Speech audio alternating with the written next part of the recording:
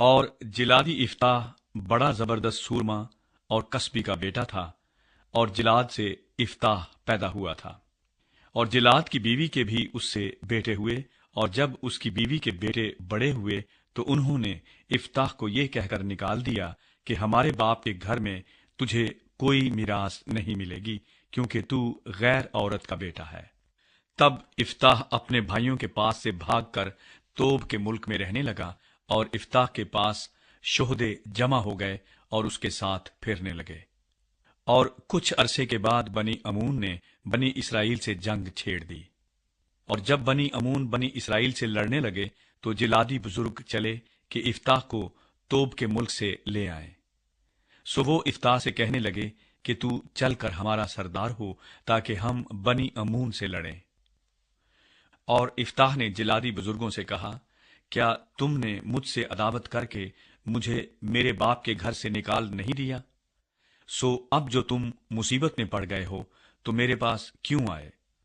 جلادی بزرگوں نے افتاح سے کہا کہ اب ہم نے پھر اس لیے تیری طرف رخ کیا ہے کہ تو ہمارے ساتھ چل کر بنی امون سے جنگ کرے، اور تو ہی جلاد کے سب باشندوں پر ہمارا حاکم ہوگا۔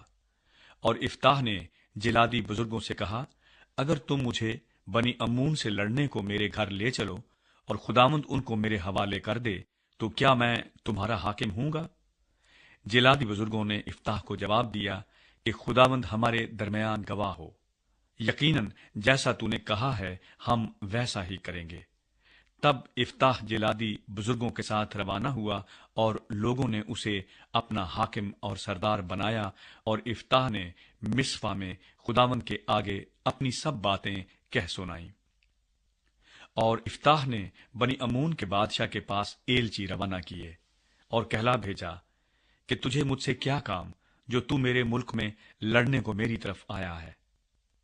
بنی امون کے بادشاہ نے افتاح کے ایلچیوں کو جواب دیا، اس لیے کہ جب اسرائیلی مصر سے نکل کر آئے تو ارنون سے یبوک اور یردن تک جو میرا ملک تھا اسے انہوں نے چھین لیا۔ سو اب تو ان علاقوں کو صلح و سلامتی سے مجھے پھیر دے۔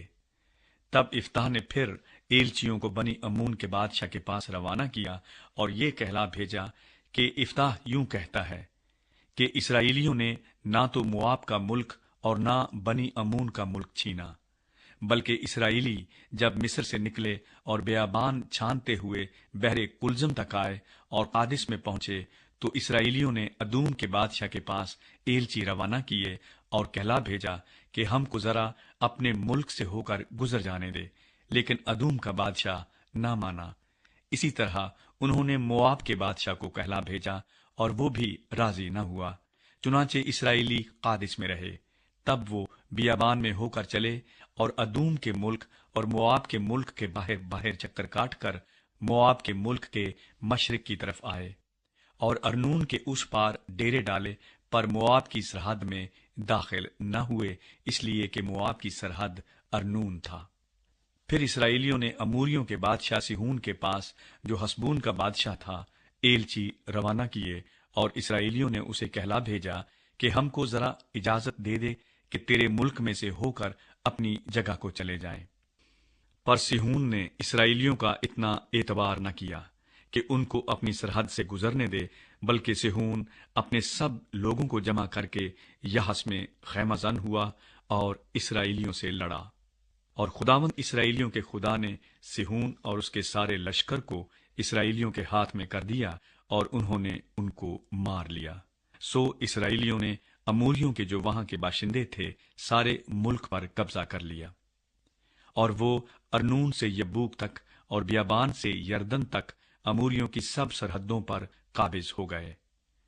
پس خداوند اسرائیل کے خدا نے اموریوں کو ان کے ملک سے اپنی قوم اسرائیل کے سامنے سے خارج کیا۔ سو کیا تو اب اس پر قبضہ کرنے پائے گا؟ کیا جو کچھ تیرا دیوتا کموس تجھے قبضہ کرنے کو دے تو اس پر قبضہ نہ کرے گا؟ پس جس جس کو خداوند ہمارے خدا نے ہمارے سامنے سے خارج کر دیا ہے ہم بھی ان کے ملک پر قبضہ کریں گے۔ اور کیا تو صفور کے بیٹے برق سے جو مواب کا بادشاہ تھا کچھ بہتر ہے؟ کیا اس نے اسرائیلیوں سے کبھی جھگڑا کیا یا کبھی ان سے لڑا؟ جب اسرائیلی حسبون اور اس کے قصبوں اور ارویر اور اس کے قصبوں اور ان سب شہروں میں جو ارنون کے کنارے کنارے ہیں 300 برس سے بسے ہیں، تو اس عرصے میں تم نے ان کو کیوں نہ چھڑا لیا؟ غرض میں نے تیری خطا نہیں کی، بلکہ تیرا مجھ سے لڑنا تیری طرف سے مجھ پر ظلم ہے۔ پس خداوند ہی جو منصف ہے بنی اسرائیل اور بنی امون کے درمیان آج انصاف کرے۔ لیکن بنی امون کے بادشاہ نے افتاح کی یہ باتیں جو اس نے اسے کہلا بھیجی تھیں نہ مانی۔ تب خداوند کی روح افتاح پر نازل ہوئی اور وہ جلاد اور منسی سے گزر کر جلاد کے مصفا میں آیا اور جلاد کے مصفا سے بنی امون کی طرف چلا۔ اور افتاح نے خداوند کی منت مانی اور کہا کہ اگر تو یقیناً بنی امون کو میرے ہاتھ میں کر دے تو جب میں بنی امون کی طرف سے سلامت لوٹوں گا، اس وقت جو کوئی پہلے میرے گھر کے دروازے سے نکل کر میرے استقبال کو آئے وہ خداوند کا ہوگا، اور میں اس کو سوختنی قربانی کے طور پر گزرانوں گا۔ تب افتاح بنی امون کی طرف ان سے لڑنے کو گیا، اور خداوند نے ان کو اس کے ہاتھ میں کر دیا، اور اس نے ارویر سے منیت تک جو 20 شہر ہیں اور ابیل کرامیم تک بڑی خونریزی کے ساتھ ان کو مارا۔ اس طرح بنی امون بنی اسرائیل سے مغلوب ہوئے۔ افتاح کی بیٹی۔ اور افتاح مصفا کو اپنے گھر آیا، اور اس کی بیٹی طبلے بجاتی اور ناچتی ہوئی اس کے استقبال کو نکل کر آئی، اور وہی ایک اس کی اولاد تھی، اس کے سوا اس کے کوئی بیٹی بیٹا نہ تھا۔ جب اس نے اس کو دیکھا تو اپنے کپڑے پھاڑ کر کہا، ہائے میری بیٹی، تو نے مجھے پست کر دیا، اور جو مجھے دکھ دیتے ہیں ان میں سے ایک تو ہے، کیونکہ میں نے خداوند کو زبان دی ہے اور میں پلٹ نہیں سکتا۔ اس نے اس سے کہا، اے میرے باپ، تو نے خداوند کو زبان دی ہے، سو جو کچھ تیرے منہ سے نکلا ہے وہی میرے ساتھ کر، اس لیے کہ خداوند نے تیرے دشمنوں بنی امون سے تیرا انتقام لیا۔ پھر اس نے اپنے باپ سے کہا، میرے لیے اتنا کر دیا جائے کہ 2 مہینے کی مہلت مجھ کو ملے، تاکہ میں جا کر پہاڑوں پر اپنے ہمجولیوں کے ساتھ اپنے کنوار پن پر ماتم کرتی پھروں۔ اس نے کہا، جا، اور اس نے اسے 2 مہینے کی رخصت دی، اور وہ اپنی ہمجولیوں کو لے کر گئی اور پہاڑوں پر اپنے کنوار پن پر ماتم کرتی پھری، اور 2 مہینے کے بعد وہ اپنے باپ کے پاس لوٹ آئی، اور وہ اس کے ساتھ ویسا ہی پیش آیا جیسی منت اس نے مانی تھی۔ اس لڑکی نے مرد کا منہ نہ دیکھا تھا، سو بنی اسرائیل میں یہ دستور چلا کہ سال بسال اسرائیلی عورتیں جا کر برس میں 4 دن تک افتاح جلادی کی بیٹی کی یادگاری کرتی تھی۔ افتاح اور